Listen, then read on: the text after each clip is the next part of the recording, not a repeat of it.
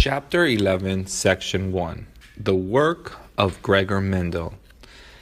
What is an inheritance?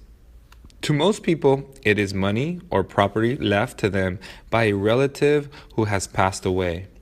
That kind of inheritance is important, of course. There is another form of inheritance, however, that matters even more.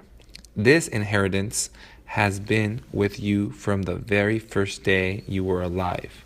Your genes.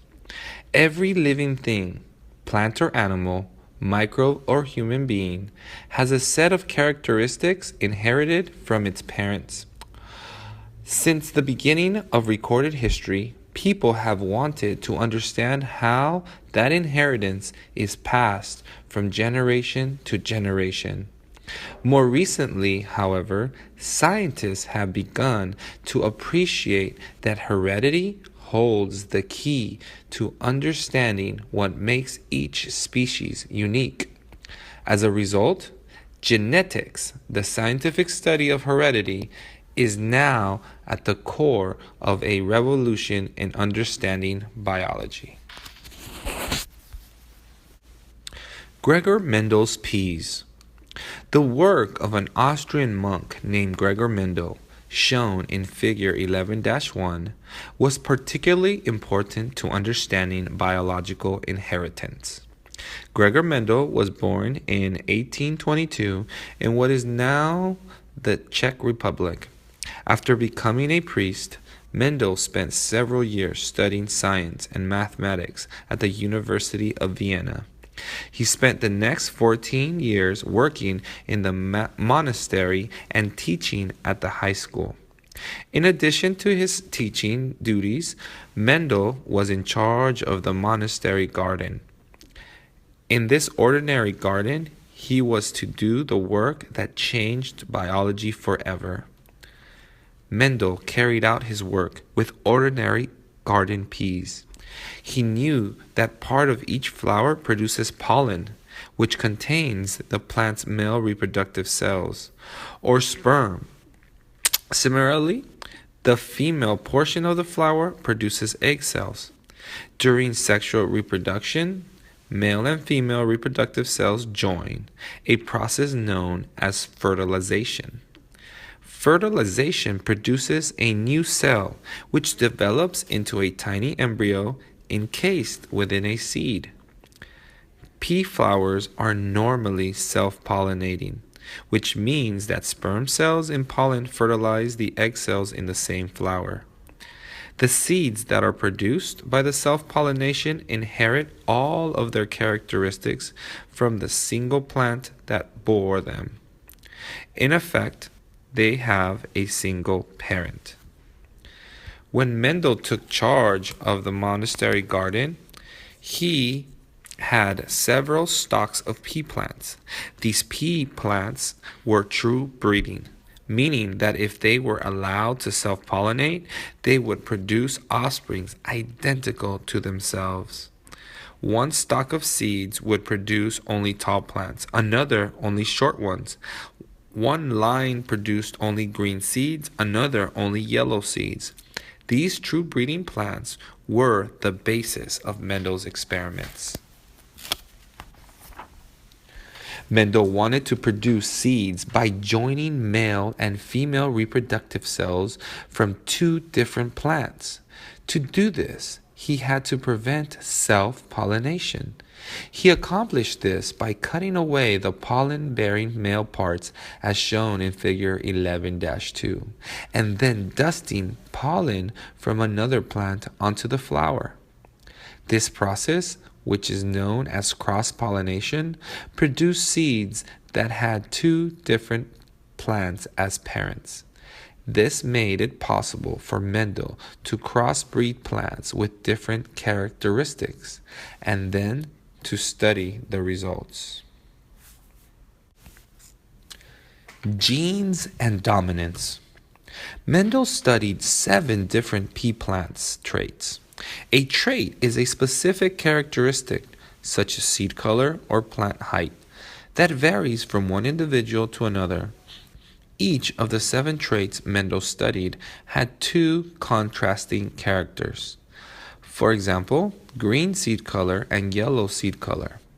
Mendel crossed plants with each of the 7 contrasting characters and studied their offspring. We call each original pair of plants the P parental generation. The offspring are called the F1 or first filial generation. Philus and filial are Latin words for son and daughter. The offspring of crosses between parents with different traits are called hybrids. What were those F1 hybrid plants like? Did the character of the parent plants blend in the offspring? Not at all.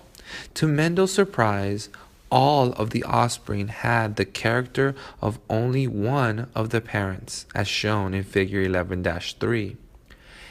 In each cross, the character of the other plant seemed to have disappeared. From this set of experiments, Mendel drew 2 conclusions.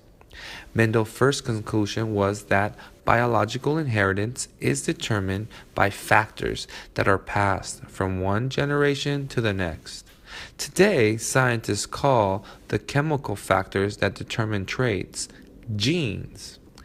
Each of the traits Mendel studied was controlled by one gene that occurred in 2 contrasting forms. These contrasting forms produce the different characters of each trait. For example, the gene for plant height occurs in one form that produces tall plants and in another form that produces short plants. The different forms of a gene are called alleles. Mendel's second conclusion is called the principle of dominance. The principle of dominance states that some alleles are dominant and others are recessive. An organism with a dominant allele for a particular form of a trait will always exhibit that form of that trait. An organism with a recessive allele for a particular form of a trait will exhibit that form only when the dominant allele for that trait is not present. In Mendels experiments, the allele for all tall plants was dominant, and the allele for short plants was recessive. The allele for yellow seeds was dominant, while the allele for green seeds was recessive. Segregation. Mendel wanted the answer to another question. Had the recessive alleles disappeared, or were they still present in the F1 plants? To answer this question, he allowed all 7 kinds of F1 hybrid plants to produce an F2, second filial generation, by itself pollination. In effect, he crossed the F1 generation with itself to produce the F2 offspring, as shown in figure 11-4. The F1 cross. The results of the F1 cross were remarkable. When Mendel compared the F2 plants, he discovered that the traits controlled by the recessive allele had reappeared. Roughly 1/4 of the F2 plants showed the trait controlled by the recessive allele. Why did the recessive allele seem to disappear in the F1 generation and then reappear in the F2 generation? To answer this question, let's take a closer look at one of Mendel's crosses. Explaining the F1 cross. To begin with, Mendel assumed that a dominant allele had masked the corresponding recessive allele in the F1 generation. However, the trait controlled by the recessive allele showed up in some of the F2 plants. This reappearance indicated that at some point the allele for shortness had been separated from the allele for tallness. How did this separation or segregation of alleles occur?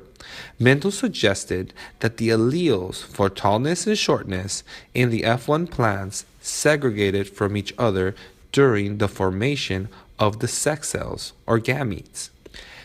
Did that suggestion make sense?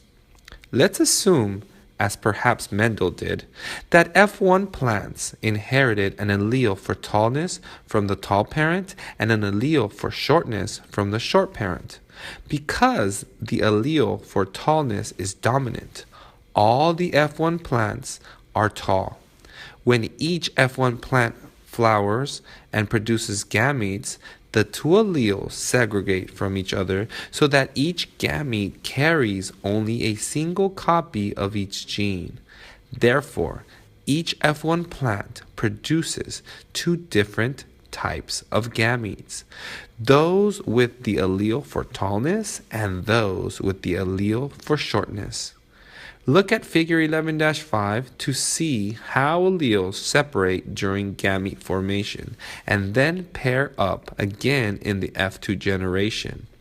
A capital letter T represents a dominant allele, a lowercase t represents a recessive allele. The result of this process is an F2 generation with new combinations of alleles.